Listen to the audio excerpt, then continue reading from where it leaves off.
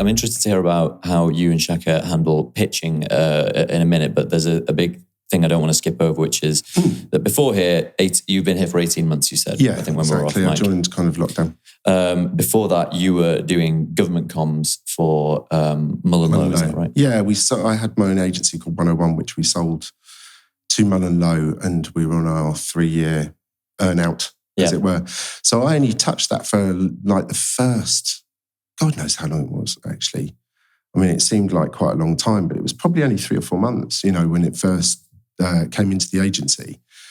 I mean, it's incredibly interesting because it was the first bit you weren't really locked down. We were in and out of London. Everybody else was taking it quite seriously at that time as well. I remember the first couple of days of it when I was going in and out of London, in the car. I was just driving into Cabinet Office and there was no one around. The police were around. That was about it. And it was quite an interesting, time for that, really, because it didn't feel like I've ever been as locked down as the rest of the public in that way, which is a blessing and a curse, because it was pretty relentless, hard work, Yeah, long days. Yeah, completely. I mean, I remember the first time we shot Chris Whitty, who's amazing, by the way. The respect I've got for him is unbelievable because, we put him in front of a camera. It's not his job. No, not by a long shot. Not at all. And I think we arrived to shoot him at, I think it was like 5 o'clock in the morning. I was working down to Department of Health and Social Care. And Chris was actually in front of us and I didn't know him then or hadn't, obviously had anything to do with him by then. But he was in front of us walking in and we were meant to shoot him at 8. So we were setting up, doing whatever you do. I think we got to him at 9 o'clock that night. So he'd worked all the way through and he was going, he left us and, we shot him for whatever, genuinely 40 minutes or something. And the ad had to be on air the next day. I mean, it was all the way through the night. Sound, edit, get it out. Just going through the night. Which was the first part, really big part of the campaign, the kind of stay home, protect the NHS, save lives part of the campaign. But he was cracking on. His day wasn't ever over, I don't think. No, I got that impression. An incredible amount of time. So you were doing these like, you said 5 a.m, which means if that was call time, then you were up at 4 and then working through till about midnight. And it genuinely didn't stop at any given moment. You could be, and the team that have worked all the way through it. I mean, I've hired a couple of the people that were on the design side of things here. I hired our creative director, Dave Allen, who runs design, and Augusta Lindquist, who were brilliant because that team just didn't stop. The amount of design that came out of that, as well as film, as well as Mark Strong recording radio every what seemed like 20 minutes. I mean, you would write a radio ad and it would be approved in 10 minutes and you'd be getting him to go under his duvet wherever he was. And is that how it was being done? Pretty much, yeah. Wow. And genuinely it was, Yeah. And you'd have to pull him back from sounding like he was the sexiest man alive and kind of be quite serious at times. Well, if you're gonna have a voice doing sort of instructive comms, that's the one. Exactly, to have, Mark Strong, the coronavirus. Yeah. It's brilliant. I think Mark could play you in the movie of that. I don't know about that.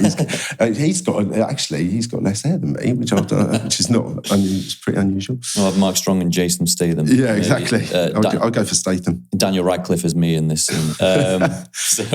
So that was a big responsibility. The likes of which you don't, I imagine, normally get in this industry. It's like a once in a lifetime moment. Not because you don't get big jobs and big demanding clients, but it's just not always as important as that. No, definitely not. And I was chatting to David about it actually the other day and saying that I think at some point, even though, look, I didn't agree with some of the communications. Obviously, there wasn't a lot of pushback when you're dealing with the government, And I've heard people talk about it going, oh God, that art direction, or oh my God, how did you get to, I wasn't there, but hands, face, space or whatever it was. This is stuff that was being turned around in days through the government. And, there wasn't a bit of a meeting about, really, is it green or blue? Or how do we put this? Is there a better line than that? Let's all go away for, 3 weeks and have a chat about it. That's just not how it worked. It was 3 hours. Unbelievably breakneck, yeah. And, Tom Knox, who ran it at MullenLowe, was absolutely amazing. Don't know how he kept going. He's an incredible kind of guy. And the breakneck pace of it didn't allow you to be... I think the comms look great, and I think there will be an exhibition of it at some point. In 25 years' time, the Design Museum will have a exhibition on that comms, because I think it will be that important when we look back on it. Yeah, and it's a great thing to have touched. Copy-wise, everything seems to be done in threes. Was that like an instruction, or was that? Yeah. It's become a joke. I mean, even the Spectator were writing about that, I think, and Private Eye, I think, at one point, which was making me laugh. Genuinely, I don't know. I don't think it was. It started, obviously, life as stay home, protect the NHS and save lives, which I still think is an incredible line. It's a brilliant line to communicate with.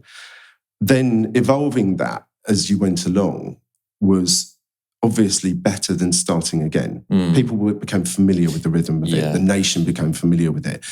And I think that's why it stayed that way. And I kind of tend to agree with it. I mean, whether you like them or not, and whether they ran out of steam as we all ran out of steam, is a different conversation. Yeah. I think it could just be like probably a coincidence, because, threes is not like an uncommon thing, because it's like jokes, isn't it? You got, what is this? Something that's set up, feed line, punchline. And it's because it rang along with get Brexit done, and then there was get boosted now, and then what was it? Hands, face, space. Exactly. It's a good technique to get a message. It is. Whether it ran out, I'm not sure. I wasn't there then, and I wouldn't have claimed to have done anything differently, because, like I said, it wasn't particularly. It wasn't a lot of the time a relationship you could be pushing back on. No. It's a difficult time for the nation, and I think everybody that worked on it just did a brilliant job. Yeah. I'm really pleased to have done it. I mean, it was a life experience, I think, just even for a few months.